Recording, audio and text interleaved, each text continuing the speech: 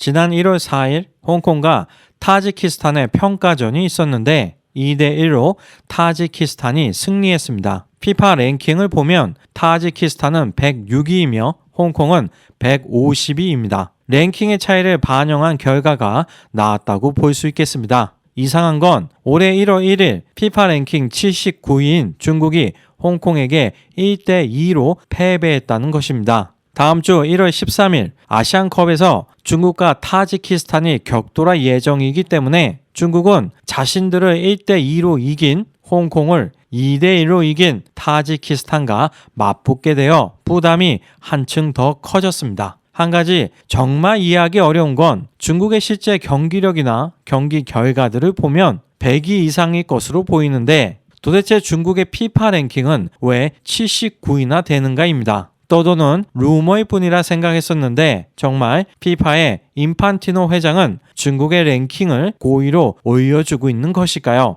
현재 중국 축구 A 국가대표팀의 명단을 보면 총 26명 중 9명이 샹하이를 홈으로 둔 팀들의 소속이라는 것을 알 수 있습니다. 물론 한국도 울산 HD 소속이 5명이나 되기는 합니다. 하지만 중국 슈퍼리그는 16개 팀이나 되는데도 불구하고 중국 국가대표의 약 35%가 샹하이를 연고지로 둔 팀들의 소속이라는 것은 아무래도 의아합니다. 샹하이 하이강은 중국 슈퍼리그 지난 시즌 우승팀이니 국가대표로 많이 차출될 수 있다고 보지만 샹하이 선화는 5위에 그친 중위 팀인데도 불구하고 4명이나 선출되었습니다. 더 큰 문제는 지난 한국과의 월드컵 아시아 2차 예선 때 선발로 뛴 선수들을 기준으로 보면 11명 중에서 샹하이를 연고지로 둔 팀 선수들이 5명이나 된다는 것입니다. 중국은 보통 3-4-2-1 전술을 사용하기에 최종 수비 라인에 3명의 센터백이 서게 되는데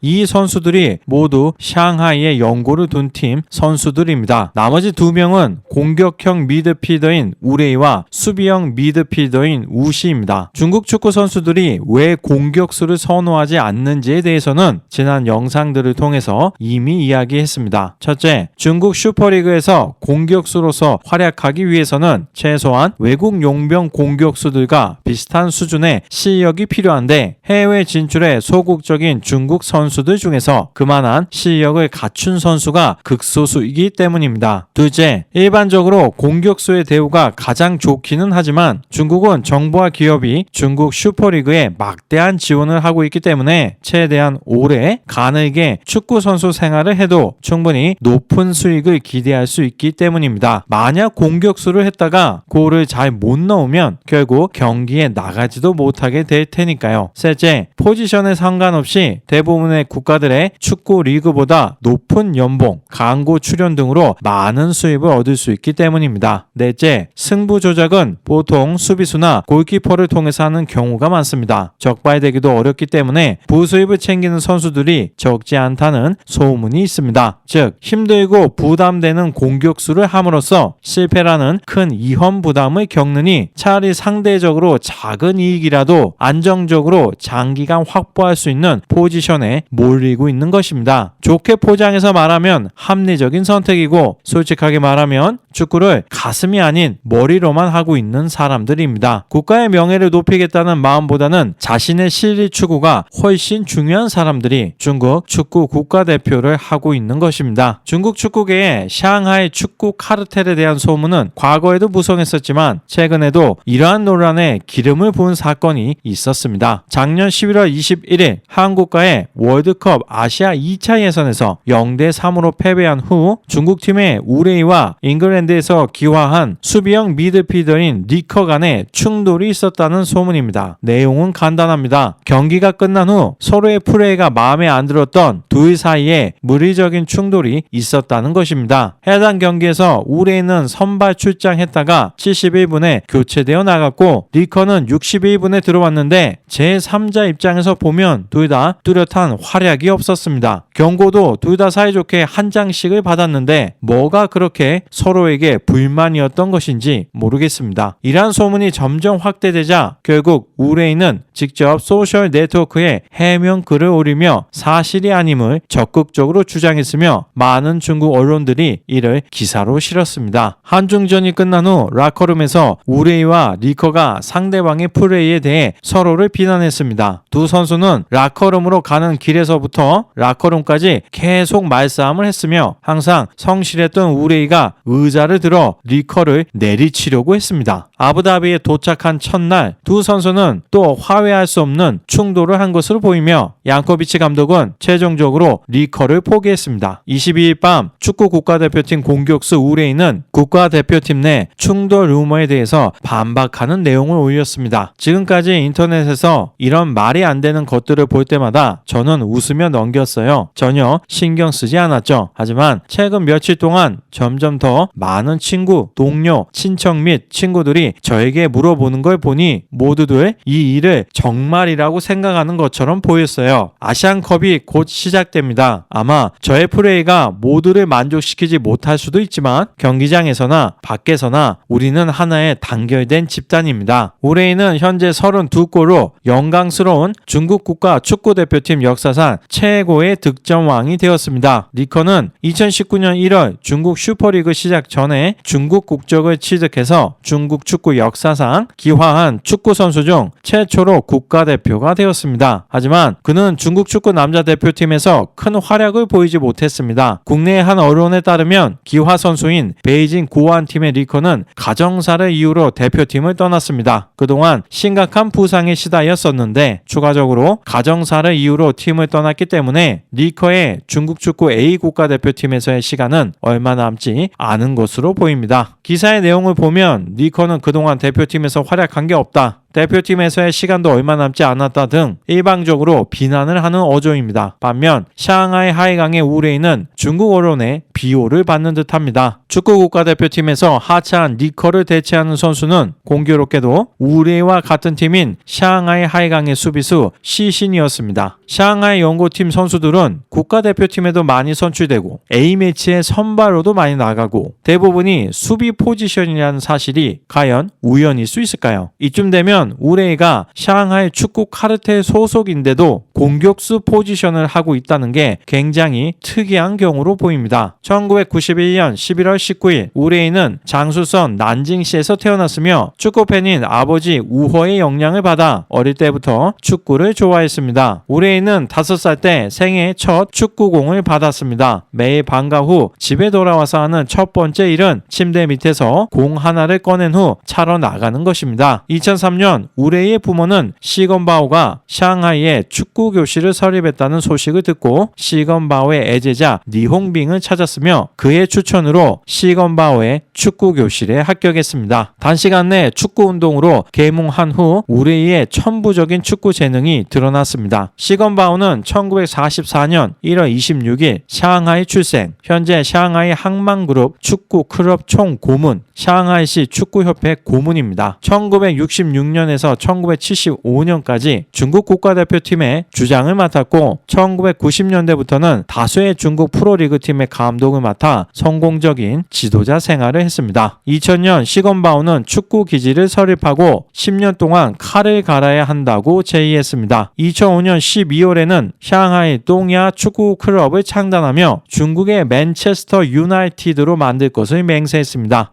당시 중국 축구계는 2002년 한일 월드컵 본선에 진출하며 매우 고무된 상태였습니다. 물론 3전 전패라는 수모를 당했지만 당시 한국은 4강, 일본은 16강에 진출했기 때문에 스스로 동아시아에서 가장 뛰어나다고 믿는 한족들은 본인들도 충분히 해낼 수 있다고 생각했습니다. 그리고 그 사람들 중 한 명이 바로 선수로서 그리고 지도자로서 중국 축구계에 큰 역할을 하고 있던 시건바오입니다. 그는 향후 프로축구팀 찬단까지 목표로 두고 2000년도 초반 먼저 자신의 축구 교실을 설립합니다. 시건바오가 창단한 샹하이 동야는 바로 1부 리그로 올라갈 수 없었기에 먼저 3부 리그에 참가했으며 대부분의 선수들이 14세에서 17세 사이였을 정도로 젊은 팀이었습니다. 하지만 당시 중국 축구의 수준이 높지 않아 잘 훈련된 된 어린 유망주들로도 충분히 좋은 성적을 낼 수 있었으며 오래지 않아 결국 중국 프로축구 1부 리그까지 진출하게 됩니다. 2006년 14세 10개월에 우레이는 3부 리그에 출장해 중국 프로축구 사상 최연소 선수가 되었습니다. 2008년 8월 30일 2부 리그 15라운드 경기에서 우레이는 샹하이 동야 선수로 칭다오 하이리펑팀과의 경기 중 한 골을 넣었습니다. 아무리 중국의 3부 리그라고 해도 10대 중반의 프로리그에 데뷔했다는 건 적어도 우레이는 중국 축구계에서는 우리가 흔히 말하는 신동이라고 볼 수 있겠습니다. 하지만 본인이 열심히 한 만큼 그가 샹하이 축구계로 들어간 것 역시 축구 선수로서 성공하는 데 큰 도움이 되었습니다. 샹하이 동야는 2014년 천슈위엔에게 매각되면서 샹하이 샹강으로 팀명이 변경되었고 2021년 다시 샹하이 하이강으로 달라졌을 뿐 같은 팀입니다. 그리고 우레이는 스페인 라리가의 RCD 에스파뇰 외에는 본인이 처음 입단했던 샹하이 팀에서만 뛰고 있는 것입니다. 샹하이 하이강의 구단주인 천슈위엔은 중국 축구 협회장으로 재임 당시 중국 축구의 저조한 성과를 성토하며 개혁을 예고했었지만 오히려 본인이 작년 4월 부패 혐의로 정부의 조사를 받고 쫓겨났습니다. 하지만 큰 처벌을 받지 않은 것으로 보이며 작년 11월 샹하이 하이강이 우승하는 순간에도 함께하는 모습을 보였습니다. 작년 중국 슈퍼리그 시즌 내내 수많은 축구 팬들이 불만을 터뜨렸던 부분은 리그의 심판들이 샹하이 하이강에게 굉장히 관대하고 편애적인 판정을 해주고 있다는 것이었습니다. 실제로 작년 샹하이 하이강과 최강희 감독이 이끄는 샨동 타이사는 판정 문제 등으로 경기장에서 물리적인 충돌 상황까지 간 적이 있었고 최강희 감독은 하이강하고 경기 후 기자회견을 통해 승부 조작과 편파 판정을 비난하는 듯한 의미심장한 말을 남기기도 했습니다. 이쯤 되면 정말 중국 축구계에는 샹하이 축구 카르텔이라는 게 존재하는 게 아닌가 하는 강한 의심이 생길 수밖에 없는 게 아닌가 싶습니다. 이렇게 부정부패가 난무하는 중국 축구계이지만 그나마 우레이는 중국 축구계에서는 흔치 않은 공격수입니다. 아마 시건바오가 2000년도 초반 축구 교실을 만들었을 때는 적어도 중국 축구계에는 축구에 열정을 가지고 있으며 또한 축구를 위해 뜨거운 가슴이 뛰던 사람들이 적지 않았기 때문에 그나마 우레이라는 공격수를 배출할 수 있었던 게 아닌가 싶습니다. 하지만 이후 더 많은 자본이 밀려들어온 중국 축구계는 부정부패 문제가 더 심화되어 더 이상 제대로 된 선수, 특히 공격수를 배출할 수 없는 환경이 되었습니다. 따라서 향후 중국 축구의 경쟁력 상승은 안타깝게도 중국 사회 제도의 변화 없이는 매우 어려울 것입니다. 오늘 영상은 여기에서 마치겠습니다. 시청해 주셔서 감사합니다.